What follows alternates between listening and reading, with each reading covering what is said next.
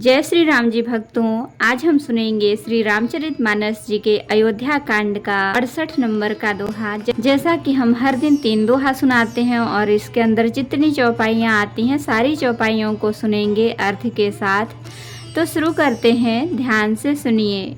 हम आरंभी हरि कथा, तुम निर्वाहन आय सुआसन लीजिए, सुनहु वीर हनुमान सियावर रामचंद्र की जय। बोलो बजरंग बली की जय, बोलो सब देवी देवों की जय।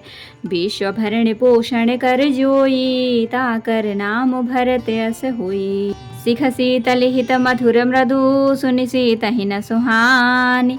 शरद चंद चंदनी लगत, जनु चकई अकुलान। सिया राम विश्व भरण पोषण कर जोई, ताकर नाम भरत यस होई। सिय सकुच बस उतर न देई, सो सुनि तमकी उठी कैकेयी। मुनिपट भूषण भाजन आनी, आगे धरि बोली मृदु बानी। नृपहि प्राण प्रिय तुम रघुबीरा, सील सनेहन छाड़ी भीरा।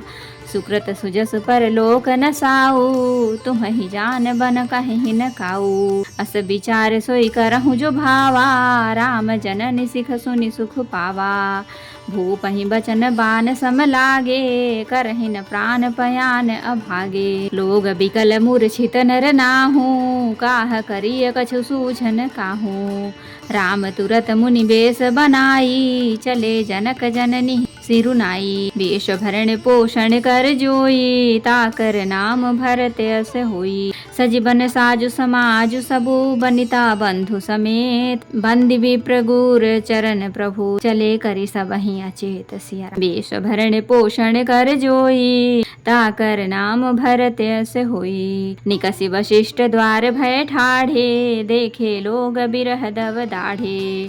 कहि प्रिय बचन सकल समुझाए, विप्र वृंद रघुबीर बुलाए। गुरु सन कहि बर शासन दीन्हे, आदर दान विनय बस कीन्हे। जाचक दान मान परितोषे, मीत पुनीत प्रेम परितोषे। दासी दास बुलाई बहोरी, गुरहि सौंपी बोले कर जोरी। सब कैसार संभार गोसाई, करबि जनक जननी की नाई। बारहि बार जोर जुग पानी, कहत राम सब सन मृदु बानी। सोई सब भांति मोर हितकारी, जहिते रहे भुआल सुखारी। विश्व भरण पोषण कर जोई, ताकर नाम भरत यस होई। मातु सकल मोरे बिरह, जहि न होहि दुख दीन। सोई उपाय तुम करे हूँ सब, पुरजन परम प्रवीण। सिया राम विश्व भरण पोषण कर जोई, ताकर नाम भरत यस होई। एहि विधि राम सबहि समुझावा, गुरु पद पदुम हरस सिरुनावा। गणपति गौरी गणेशु मनाई, चले असीस पाई रघुराई। राम चलत अति भयो विषादु, सुनि न जाय पुर आरत नादु। कुश गुण लंक अवध अति शोकु, हरस विषाद विवश सुर लोकु। गए मूर्छा तब भूपति जागे, बोली सुमंत्र कहन अस लागे। राम चले बन प्राण न जाहि, कहीं सुख लागी रहत तन माही। एहि ते कवन व्यथा बलवाना, जो सुख पाए तजिय तनु प्राणा। पुनि धरि धीर कहै नर नाहू, लय रथ संग सखा तुम जाहू। विश्व भरण पोषण कर जोई, ताकर नाम भरत यस होई। सुठि सुकुमार कुमार दो, जनक सुता सुकुमारी। रथ चढ़ाई देखराई बनो, फिर गए दिन चार। सिया राम विश्व भरण पोषण कर जोई, ताकर नाम भरत यस होई। तो भक्तों, अब हम इतने का अर्थ सुनाएंगे। यह शीतल हितकारी मधुर और कोमल सीख सुनने पर सीता जी को अच्छी नहीं लगी। वे इस प्रकार व्याकुल हो गईं, मानो शरद ऋतु के चंद्रमा की चांदनी लगते ही चकई व्याकुल हो उठी हो। सीता जी संकोच वश उत्तर नहीं देती। इन बातों को सुनकर कैकेयी तमक कर उठी। उसने मुनियों के वस्त्र आभूषण, माला मेखला आदि और बर्तन कमंडल आदि लाकर श्री रामचंद्र जी के आगे रख दिए और कोमल वाणी से कहा, हे रघुवीर, राजा को तुम प्राणों के समान प्रिय हो। भीरु प्रेम वश दुर्बल हृदय के राजा शील और स्नेह नहीं छोड़ेंगे। पुण्य सुंदर यश और परलोक चाहे नष्ट हो जाए, पर तुम्हें वन जाने को ये कभी न कहेंगे। ऐसा विचार कर जो तुम्हें अच्छा लगे वही करो। माता की सीख सुनकर श्री रामचंद्र जी ने बड़ा सुख पाया, परंतु राजा को ये वचन बाण के समान लगे। वे सोचने लगे अब भी अभागे प्राण क्यों नहीं निकलते। राजा मूर्छित हो गए, लोग व्याकुल हैं, किसी को कुछ सूझ नहीं पड़ता कि क्या करें। श्री रामचंद्र जी तुरंत मुनियों का वेश बनाकर और माता पिता को सिर नवाकर चल दिए। वन का सब साज समाज साज कर वन के लिए आवश्यक वस्तुओं को साथ लेकर श्री रामचंद्र जी स्त्री श्री सीता जी और भाई लक्ष्मण जी सहित ब्राह्मण और गुरु के चरणों की वंदना करके सबको अचेत करके चले।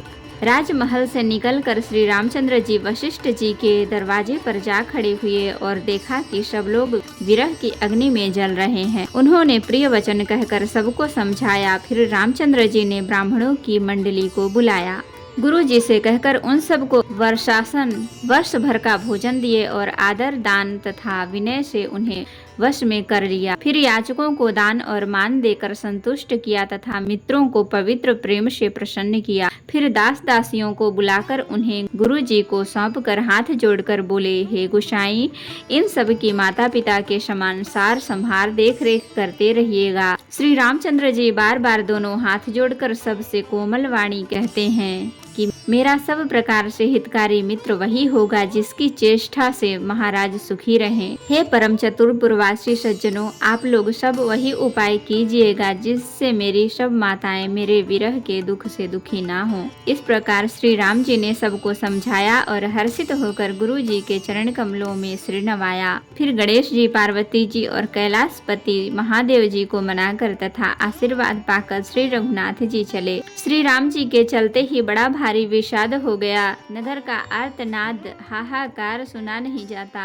लंका में बुरे शकुन होने लगे। अयोध्या में अत्यंत शोक छा गया और देवलोक में सब हर्ष और विषाद दोनों के वश में हो गए। हर्ष इस बात का था कि अब राक्षसों का नाश होगा और विषाद अयोध्या वासियों के शोक के कारण था। मूर्छा दूर हुई तब राजा जागे और सुमंत्र को बुलाकर ऐसा कहने लगे, श्री राम वन को चले गए पर मेरे प्राण नहीं जा रहे हैं। न जाने ये किस सुख के लिए शरीर में टिक रहे हैं, जिससे अधिक बलवती और कौन सी व्यथा होगी जिस दुख को पाकर प्राण शरीर को छोड़ेंगे।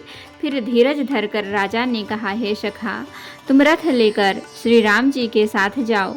अत्यंत सुकुमार दोनों कुमारों को और सुकुमारी सीता को रथ में चढ़ाकर वन दिखलाकर 4 दिन के बाद लौट आना। तो भक्तों, आज के लिए इतना ही। कथा विसर्जन होत है, विदा हो हनुमान। राम लखन सीता सहित सदा करहु कल्याण। कहूँ दंडवत प्रभु सन, तुम ही कहूँ कर जोरी। बार बार रघुनाथ कहीं सुरत करायहु मोरी। नाथ एक वर मांगेऊ, सोई कृपा कर देहु। जन्म जन्म प्रभु पद कमल, कबहु घटे जनिनेहु। सियावर रामचंद्र की जय, बोलो बजरंगबली की जय, बोलो सब देवी देवों की जय। तो भक्तों, अगर वीडियो पसंद आई हो तो लाइक करें, शेयर करें, कमेंट करें और सब्सक्राइब भी कर लें ताकि मेरी हर वीडियो आपको आसानी से मिल सके। जय श्री राम जी भक्तों, आपका दिन शुभ हो।